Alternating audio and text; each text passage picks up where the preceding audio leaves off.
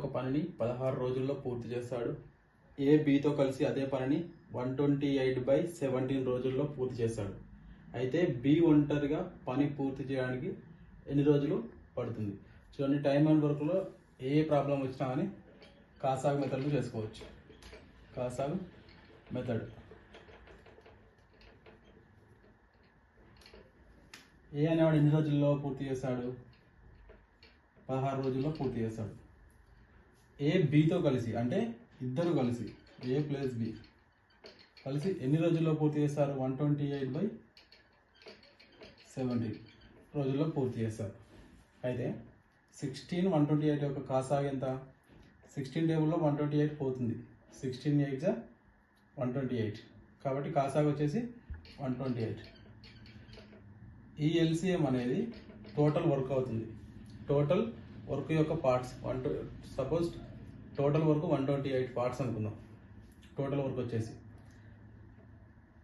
ఏ అనేవాడు 16 డేస్లో వేస్తాడు. అంటే 128 పార్ట్స్ 16 డేస్లో వేస్తే రోజుకి ఎన్ని పార్ట్స్ వేస్తాడు? 16 టేబుల్లో 138 ఎప్పుడు అవుతుంది? 16 8 అంటే ఏ అనేవాడు రోజుకి 8 పార్ట్స్ వేస్తాడు. అట్లా 16 రోజుల్లో 128 పార్ట్స్ కంప్లీట్ చేస్తాడు. ఏ ప్లస్ బి ఇద్దరు కలిసి 128 1 1 128 1 128 అంటే 1 × 17 అంటే ఇద్దరు కలిసి 17 పార్ట్స్. ఏ ప్లస్ బి వచ్చేసి 128 × 128 1 128 అంటే 1 × బైలో ఉన్నది ఇంటూ చేసుకోవాలి, అంటే 17. అంటే ఏ ప్లస్ బి ఇద్దరు కలిసి రోజుకి ఎంత? 17 పార్ట్స్ చేస్తారు. అంటే ఆల్రెడీ మనకి ఏ ఎంత చేస్తుందో తెలుసు, 8 పార్ట్స్ ఏ చేస్తుంది. ఇక్కడ ఏ ప్లస్ బి ఇద్దరు కలిసి 17 పార్ట్స్, అంటే బి ఎన్ని పార్ట్స్ చేస్తుంది? 9 పార్ట్స్ కదా. ఏ ప్లస్ బి ఇద్దరు కలిసి 17 పార్ట్స్ అయితే ఏ ఒక్కడు ఎన్ని పార్ట్స్ చేస్తాడు రోజుకి? 8 పార్ట్లు. 8 పార్ట్స్ ఏ అనేవాడు చేస్తే 17 నుంచి 8 పోతే ఇంకెన్ని పార్ట్స్ మిగిలితే 9, అంటే బి అనేవాడు 9 పార్ట్స్ చేస్తాడు డేకి. అయితే బి ఒంటరిగా పని పూర్తి చేయడానికి ఎన్ని రోజులు పడుతుంది? టోటల్ పని ఎంత? ఎన్ని పార్ట్స్? 128 పార్ట్స్. 128 పార్ట్స్ బై బి అనేవాడు రోజుకి ఎన్ని పార్ట్స్ చేస్తాడు? 9 పార్ట్స్. బి అనేవాడు రోజుకు 9 పార్ట్స్ చేస్తాడు. అంటే ఈ టోటల్ వర్క్ని బి ఎన్ని రోజుల్లో పూర్తి చేస్తాడు? 128/9 డేస్. బి అనేవాడు పూర్తి పని 128/9 డేస్లో పూర్తి చేస్తాడు. క్యాన్సిలేషన్ అయితే క్యాన్సిలేషన్ చేసుకోవచ్చు, క్యాన్సిలేషన్ కాకపోతే ఇలా డైరెక్ట్ అయినా వదిలేసుకోవచ్చు. ఆప్షన్లో క్యాన్సిలేషన్ ఉంటే ఆన్సర్ అది పెట్టేసుకోవచ్చు, క్యాన్సిలేషన్ లేకపోతే యాజ్ ఇట్ ఈజ్ ఇలానే ఆన్సర్ ఇస్తాడు, ఇదే పెట్టేయచ్చు. ఒక దుకాణదారుడు ఒక వస్తువు యొక్క గుర్తించబడిన ధరపై 25% తగ్గింపును అనుమతిస్తే 10% నష్టం వస్తుంది. ఆ వస్తువు యొక్క గుర్తించబడిన ధరకు అమ్మితే లాభశాతాన్ని కనుగొనండి. చూడండి, గుర్తించబడిన ధర అంటే ఒక కంపెనీ తయారు చేసినాక దాని మీద వాళ్ళు విధించే ప్రకటన వెల. గుర్తించబడిన ధర అంటే ప్రకటన వెల, అంటే ఎంఆర్పి వచ్చేసి నార్మల్గా గుర్తించబడిన ధర ఎంత? గుర్తించబడిన ధర 100 రూపీస్ అనుకుందాం. 100 రూపీస్ అయితే దుకాణదారుడు ఆ గుర్తించబడిన ధరపై ఎంత శాతం తగ్గింపించండు? 25% తగ్గింపించండు. అంటే 100 రూపాయల్లో 25% తగ్గింపిస్తే ఎంతకు వస్తుంది? 100 రూపాయలు 25% అంటే ఎంత? 25 రూపాయలు. 25% తగ్గింపు ఇచ్చినాక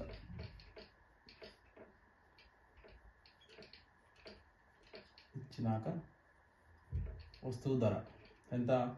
100 రూపాయలలో 25% అంటే ఎంత? 25 రూపాయలు. 100 రూపాయలకి వెళ్ళి 25 రూపాయలు తీసేస్తే 75 రూపాయలు. 25% తగ్గింపు ఇచ్చినాక వస్తువు యొక్క ధర ఎంత? 75 రూపాయలు. ఈ 75 రూపాయలకు అమ్మడం వలన 25% తగ్గింపు అనుమతిస్తే ఈ 75 రూపాయలకు అమ్మడం వల్ల అతనికి ఎంత శాతం నష్టం వస్తుంది? 10% నష్టం వస్తుంది. అంటే ఇప్పుడు ఒక వస్తువు యొక్క ధర 100% అనుకుంటే 10% నష్టం వస్తే ఇప్పుడు ఈ 75 రూపాయలు ఎంత శాతానికి సమానం అవుతుంది? 75 రూపాయలు అనేది 90% సమానం. 10% 75 రూపాయలకు అమ్మినప్పుడు 10% నష్టం వస్తుందంటే ఇది ఎంత శాతానికి ఉంటుంది? 90%. అంటే 90% వాల్యూ వచ్చేసి 75 రూపాయలు. అయితే ఆ వస్తువు యొక్క గుర్తించబడిన ధరకు అమ్మితే, గుర్తించబడిన ధర ఎంత? 100. 100కు అమ్మితే లాభ శాతాన్ని కనుక్కోండి. చూడండి, 75 రూపాయలకు అమ్మితే 75 రూపాయలు అనేది 90% విలువకు సమానం. గుర్తించబడిన ధరకు అమ్మితే అంటే 100 రూపాయలకు అమ్మితే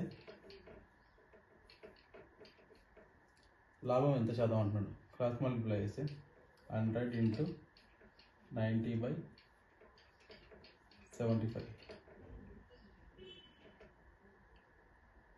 15 5ల 15 6ల 5 1ల 5 2ల 10 0.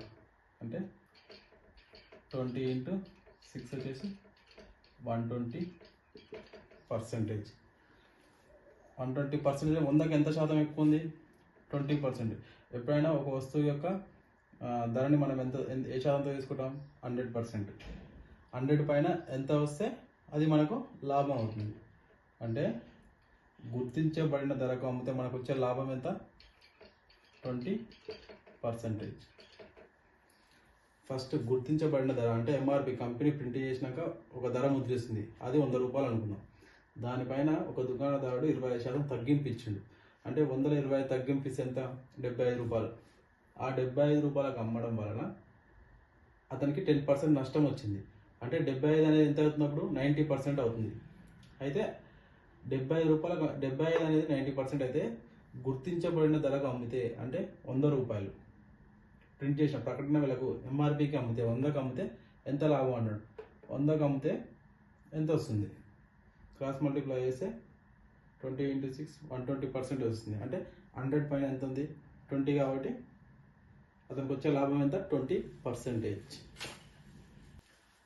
టీ కామా యూ కామా వీల సగటు బరువు 42 కేజీలు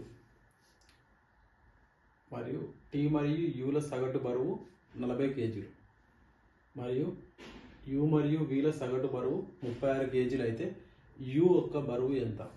చూడండి, టీ కామా యూ కామా వీల సగటు బరువు ఎంత? 42 కేజీలు. సగటు 42 కేజీలు అంటే ముగ్గురిది 42 కేజీలు అంటే ఇంటూ 3. టోటల్ బరువు వచ్చేసి ఎంత? 3 2 6 3 4 12 126 కేజీలు. మరియు టీ మరియు యూల సగటు బరువు, టీ మరియు యూల సగటు బరువు ఎంత? 40 కేజీలు. 40 ఇద్దరిది, టీ మరియు యూ ఇద్దరి యొక్క సగటు బరువు 40. అంటే టోటల్ బరువు ఎంత? 80 కేజీలు. ఈ రెండింటిని ఉపయోగించి ఇక్కడ టీయూ బరువు వచ్చింది. అంటే వి బరువు ఎంత చెప్పొచ్చు కదా. ఈ 3 బరువులకు వెళ్ళి ఈ 2 బరువులు తీస్తే వి యొక్క బరువు వస్తుంది. వి యొక్క బరువు వి వి వి యొక్క బరువు ఇక్కడ టీయువి. టీ యొక్క బరువు 126, టీయు యొక్క బరువు 80 కేజెస్. అంటే టీయు వి మైనస్ టీయు. టీయువి యొక్క బరువు ఎంత? 126 కేజెస్ మైనస్ టీయు బరువు 80 కేజెస్.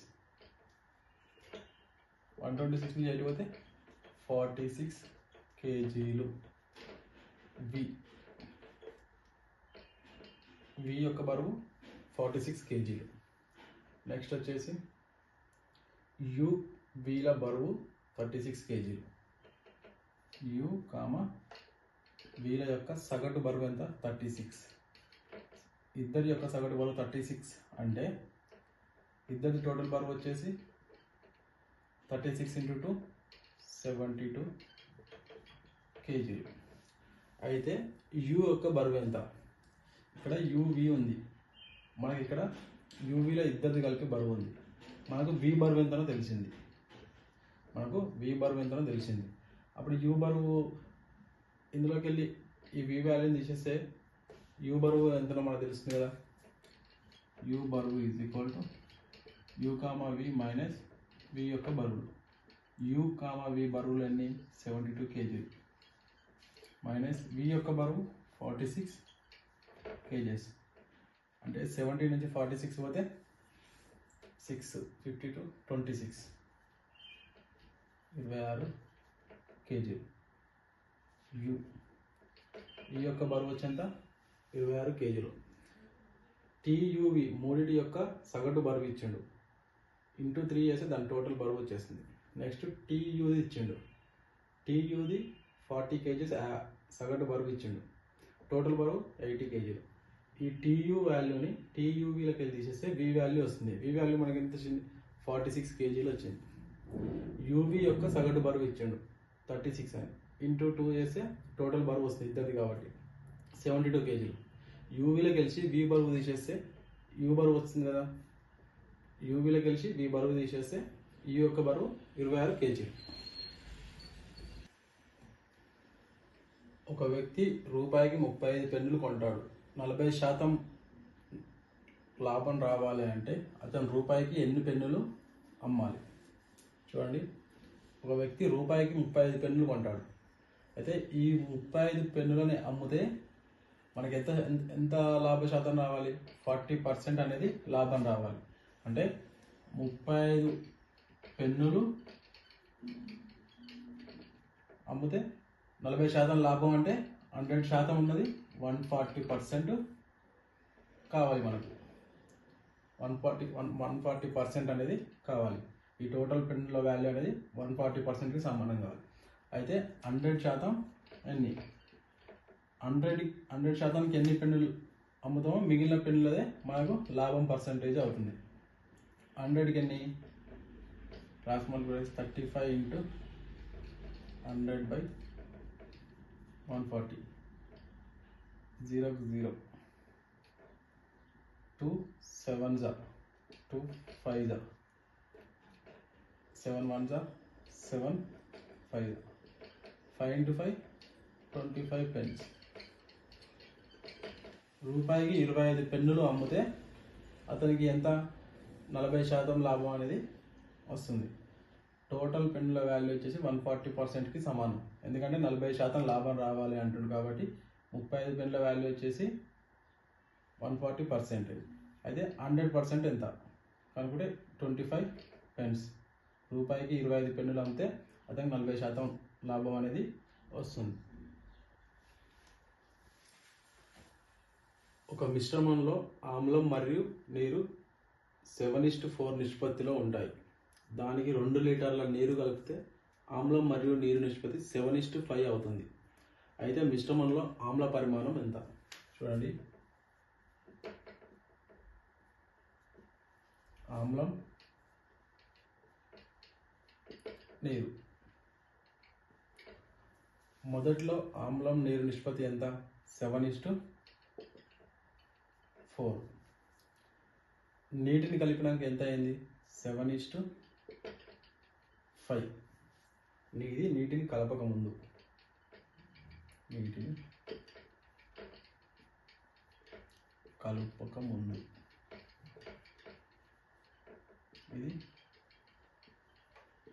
నీటిని కలిపిన తర్వాత.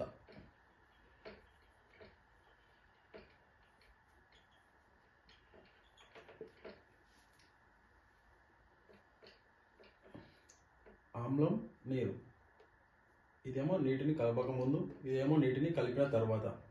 చూడండి, ఇక్కడ ఆమ్లం అనేది కాన్స్టెంట్గా ఉంది, అంటే స్థిరంగా ఉంది. ఆమ్ల పరిమాణం అనేది స్థిరంగా ఉంది. నీటి పరిమాణమే పెరిగింది. ఎన్ని లీటర్ల నీటిని కలిపిరు? 2 లీటర్ల నీటిని కలిపిరు. 2 లీటర్ల నీరు, 2 లీటర్ల నీటిని కలపడం వల్ల నీటి శాతం అనేది 1 పెరిగింది. అంటే 1 పాయింట్కి 2 లీటర్లు, 1 పాయింట్కి 2 లీటర్లు. 2 లీటర్ల నీటిని కలపడం వల్ల 1 పాయింట్ పెరిగింది, అంతే కదా. అంటే 1 పాయింట్ వాల్యూ వచ్చేసి 2 లీటర్లు. మనకేమడిగాడు, అయితే మిశ్రమంలో ఆమ్ల పరిమాణం ఎంత? ఆమ్లం ఎంత? 7 పార్ట్స్. 7 పార్ట్స్ ఎన్ని లీటర్లు? క్రాస్ మల్టిప్లై చేస్తే 7 × 2/1, 7 × 2 = 14 లీటర్లు.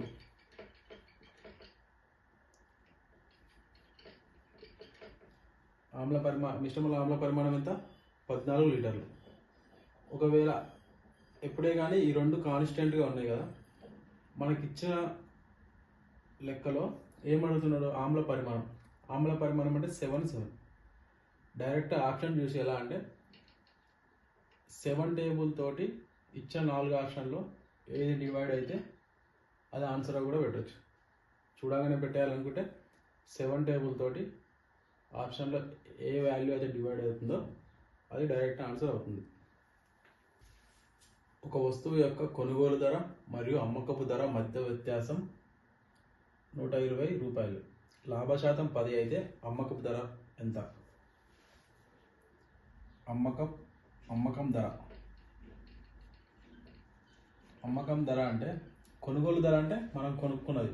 అమ్మకపు ధర అంటే మనం కొనుక్కొని వేరే వాళ్ళకి అమ్మితే తక్కువ కావచ్చు, ఎక్కువ కావచ్చు, అంటే లాభం రావచ్చు, నష్టం రావచ్చు. అమ్మకపు ధర అంటే ఏంటి? కొనుగోలు ధర ప్లస్ ఆర్ మైనస్ లాభం ఆర్ నష్టం. ఒక వస్తువుని మనం కొనుక్కొని దాన్ని వేరే వ్యక్తికి లాభంతో లేదా నష్టంతో అమ్ముతాం, దాన్ని అమ్మకం ధర అంటారు. అయితే లెక్కలో మనకి ఏమిచ్చిండు? రెండింటి మధ్య తేడా అనేది 120 రూపాయలు అన్నాడు. అమ్మకపు ధర కొనుగోలు ధర మధ్యలో 120 రూపాయలు తేడా అన్నాడు. అయితే లాభం వచ్చింది అన్నాడు. లాభం వస్తే అమ్మకపు ధర ఏమవుతుంది? అమ్మకం ధర వచ్చేసి కొనుగోలు ధర, లాభం అంటే ప్లస్ 120 రూపాయలు వచ్చింది అన్నాడు. లాభం అంటే 120 రూపాయలు లాభం వచ్చింది. 120 రూపాయలు లాభం వచ్చింది. ఈ 120 అనేది ఎంత శాతం? 10%. రెండింటి మధ్య వ్యత్యాసం 120. 100 రూపాయలకు కొన్నాం. 100 రూపాయలకు కొని ఇప్పుడు సపోజ్ 220 రూపాయలకు అమ్మినాం. 220 రూపాయలకు అమ్మినాం. 100 రూపాయలకు కొని 110 రూపాయలకు అమ్మినాం. అంటే ఎంత ఎక్కువగా అమ్మినాం? 10 రూపాయలు. 10 రూపాయలు. రెండింటి మధ్యలో వ్యత్యాసం ఎంత? ఇది కొనుగోలు ధర. ఇది అమ్మకం ధర. రెండింటి మధ్య వ్యత్యాసం ఎంత? 10 రూపాయలు. ఈ రెండింటికి మధ్య ధరల్లో 10 రూపాయలు, శాతంలో 10%. అంటే ఇక్కడ అమ్మకపు ధర కొనుగోలు ధర మధ్య వ్యత్యాసం ఎన్ని రూపాయలు? 120 రూపాయలు. లాభశాతం వచ్చేసి 10. అంటే 10% 120 రూపాయలు అయితే మనకు అమ్మకపు ధర అడిగిండు. అమ్మకపు ధర అంటే ఏమేమి ఉంటుంది? కొనుగోలు ధర ప్లస్ లాభం. కొనుగోలు ధర 100%. మనం కొన్నది ఎప్పుడైనా 100%. లాభశాతం ఎంత? ప్లస్ యాడ్ ఎంత చేయాలి? 10. టోటల్ 110%. అమ్మకపు ధర 110%. మనకు కావాల్సింది 110%. 100 అయితే 110% ఎంత? క్రాస్ మల్టిప్లై చేస్తే 110 × 120/10. 0కి 0 క్యాన్సల్. 11 12 ఎంత? 12 11 ఎంత? 12 10 120. 120 + 12 132. 0 కాబట్టి 0. ఇది అమ్మకం ధర.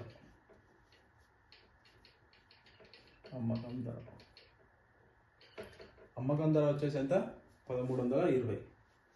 1320. ఒకవేళ కొనుగోలు ధర అడిగితే కొనుగోలు ధర ఎప్పుడైనా 100%. 100% ఎంత? 12 × 10 వస్తుంది. అంటే 1200 అనేది కొనుగోలు ధర అవుతుంది. అమ్మకం ధర లాభంతో కలుపుకుంటే 1320 రూపాయలు అమ్మకపు ధర. P మరియు Q కలిసి ఒక పనిని 30 రోజుల్లో పూర్తి చేయగలరు. Q మరియు R కలిసి అదే పనిని 37.5 రోజుల్లో పూర్తి చేయగలరు. R మరియు P కలిసి అదే పనిని 150 రోజుల్లో పూర్తి చేయగలరు. ముగ్గురు కలిసి అదే పనిని ఎన్ని రోజుల్లో పూర్తి చేయగలరు? చూడండి, P ప్లస్ Q కలిసి 30 డేస్ మరియు Q మరియు R కలిసి అదే పనిని 37.5 డేస్ మరియు R మరియు P కలిసి ఎన్ని డేస్? 150 రోజుల్లో పూర్తి చేయగలరు. కాసాగ్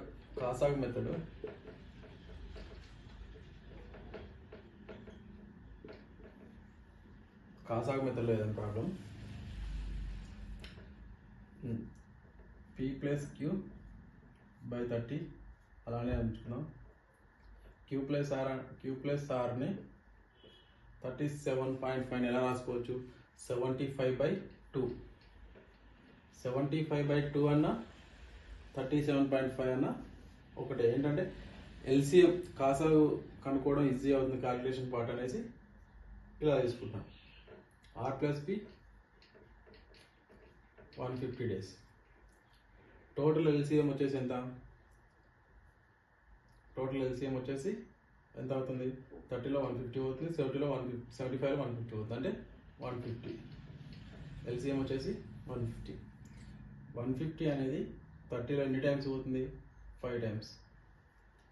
75లో ఎన్నిసార్లు పోతుంది 150 అనేది? 2 టైమ్స్. బైలో 2 ఉంది కాబట్టి 75 2 టైమ్స్. 150 అనేది 75లో 2 టైమ్స్ పోతుంది. బైలో 2 ఉంది కాబట్టి 2 × 2 4. R plus P 150 days. 150లో 150 1 టైం. అయితే P plus Q, Q plus R, R plus P. P plus Q అనేది రోజుకు 5 పార్ట్స్ చేస్తుంది. Q ప్లస్ R అనేది రోజుకు 4 పార్ట్స్ చేస్తుంది. R ప్లస్ P అనేది రోజుకి 1 పార్ట్ చేస్తుంది. అయితే P, Q, ఈ మూడింటిని ఎలా రాసుకోవచ్చు అంటే P అనేది 2 టైమ్స్, Q అనేది 2 టైమ్స్, R అనేది 2 టైమ్స్. ఇలా రెండు కలిసి ఉన్నాయి కాబట్టి LCMకి × 2 వేస్తే 150 × 2 300 పార్ట్స్. ఇది టోటల్ వర్క్. 300 పార్ట్స్ అనేది total work.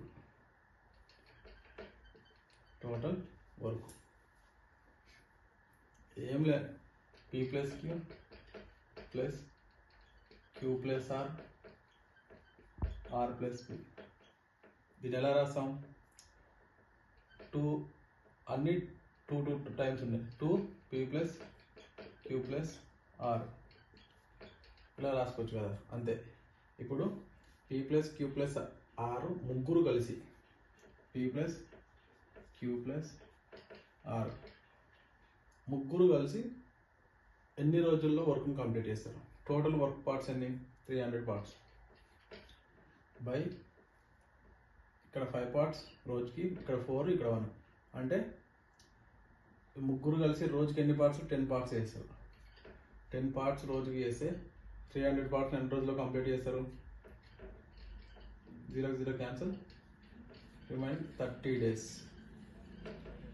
P plus Q plus R అనేవాళ్ళు ముగ్గురు కలిసి ఎన్ని డేస్లో కంప్లీట్ చేస్తారు? టోటల్ వర్క్ని 30 డేస్లో కంప్లీట్ చేస్తారు. ఒక వస్తువు యొక్క ధర 650 రూపాయలు. 45% తగ్గింపు ఇచ్చిన తర్వాత 10% లాభం వచ్చింది. వస్తువు యొక్క గుర్తించబడిన ధరను కనుక్కొనండి. ప్రజెంట్ వస్తువు యొక్క ధర 650 రూపాయలు. అయితే ఏం కనుక్కోవాలంటే ఒక గుర్తించబడిన ధర అంటే ఎంఆర్పి రేట్ మీద 45% తగ్గింపు ఇచ్చిన తర్వాత 45% తగ్గింపు ఇచ్చిన తర్వాత 10% లాభం వచ్చే విధంగా రేట్ను గుర్తించమంటున్నాడు. గుర్తించబడిన రేట్ను అంటే ఎంఆర్పి రేట్ను కనుక్కోనమంటున్నాడు. ఇప్పుడు సపోజ్ ఇది 600, వస్తువు యొక్క ధర 650 రూపాయలు. మనం ఎంఆర్పి క్రియేట్ చేసి వస్తువును 45% తగ్గించినాక మనం ఒక వస్తువుని అమ్మితే 10% లాభం రావాలి. అంటే వస్తువు యొక్క ధర ఎంత? 650 రూపాయలు. ఇది 100%. అదే ఎంత శాతం లాభం రావాలంటున్నాడు? 10%. అంటే 10% లాభం రావాలి. క్రాస్ మల్టిప్లై చేస్తే 1110 ఇంటూ 650/100. 0కి 0, 0కి 0.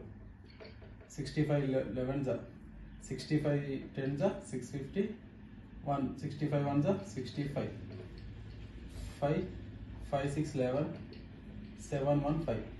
ఇది వచ్చేసి 10% లాభంతో వస్తువుని 45% తగ్గించినాక అమ్మితే 10% లాభంతో వస్తువు యొక్క ధర 650.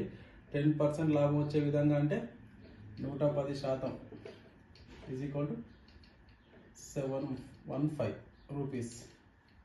మనకు లాభం వచ్చే విధంగా అమ్మితే 715 రూపీస్, 715 రూపాయలు. మనం తగ్గింపు ఇచ్చినాక 715 రూపాయలకు అమ్ముతాం. అంటే 45% తగ్గింపు. 100లో 45% తగ్గింపు చేస్తే ఎంత ఉంటుంది? 55% ఉంటుంది.